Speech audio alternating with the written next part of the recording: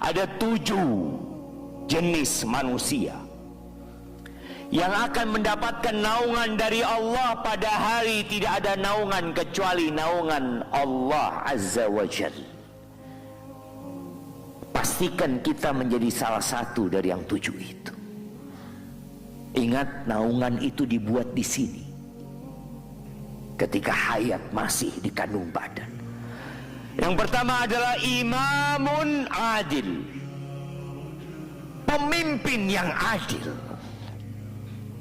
Tatkala seorang berada di atas kekuasaan, dia bisa mengatur, bahkan dia merasa memiliki semua yang ada di bawahnya. Terkadang sulit dia untuk berlaku adil. Maka seorang pemimpin yang dapat berlaku adil akan mendapatkan naungan pada hari itu. Tapi kalau orang biasa berlaku adil, biasa engkau. Kadang-kadang dia memang tidak mampu melakukan kezaliman. Dia berlaku adil karena tidak mampu melakukan kezaliman. Tapi ini seorang yang berkuasa, yang mampu mempenjarakan siapa yang dia mau, tapi dia tidak lakukan itu. Maka dia mendapatkan kedudukan yang spesial. Yang kedua, wasyabun nasya'a fi ibadatillah, pemuda yang tumbuh besar dalam ketaatan kepada Allah Azza wa Jalla. Jadi kalau ada pemuda taat sama Allah, beda sama orang-orang tua yang taat. Kelasnya beda, mereka sudah selesai dengan masa mudanya. Oke, mereka sudah selesai dengan maksiat-maksiatnya. Kemudian Allah berikan kesempatan bertobat di akhir hayatnya, wajar dia taat, sudah tua. Tapi ada anak muda yang biasanya mereka bermain-main, mereka sibuk dengan aktivitas yang tidak berguna, atau sibuk dengan kegiatan-kegiatan yang mubah yang menghabiskan waktunya. Tapi kalau ada pemuda tahu-tahu taat sama Allah, maka dia spesial. Dia akan mendapatkan naungan dari Allah Azza wa Jalla. Yang ketiga, warajulun qalbuhu mu'allaqun bil masajid, seorang laki-laki yang hatinya bergantung di masjid-masjid. Seperti kalau kita lihat lampu gantung ini, hati dia ada di masjid, badannya mungkin di pasar, dia sedang jualan, tubuhnya mungkin di kantor sedang bekerja, atau di jalanan dia sedang mengais rezeki, tapi jantungnya di rumah Allah Azza wa Jalla.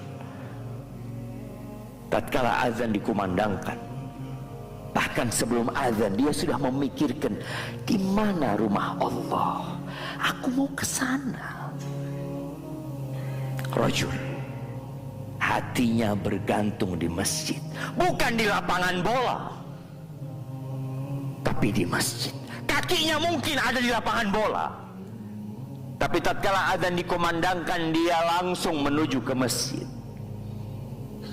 Yang keempat, warajulun da'athum ra'atun dhatu mansibin wa jamal faqala inni akhafullah,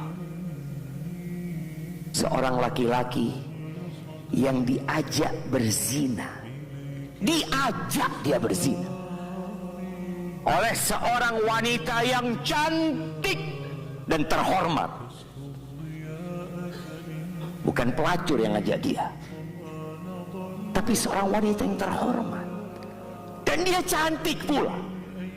Ini laki-laki diajak berzina, lalu dia mengatakan inni akhafullah, aku takut kepada Allah Azza wa Jalla. Kondisi yang sangat spesial di saat perzinaan di mana-mana, ada laki-laki yang bertakwa kepada Allah Azza wa Jalla. Yang kelima, warajulani tahabba fillah wajtama alaihi wa tafarraqa alaihi, dua insan yang saling mencintai karena Allah, berkumpul karena Allah, pisah pun karena Allah Azza wa Jalla. Di saat kebanyakan persahabatan kita landasannya adalah kepentingan. Coba kita lihat, mana sahabat kita yang karena Allah Azza wa Jalla? Rata-rata kita dekat sama orang karena ada kepentingan sama dia. Kalau engkau memiliki sahabat yang kau cintai karena Allah, semoga engkau mendapatkan naungan dari Allah Azza wa Jalla.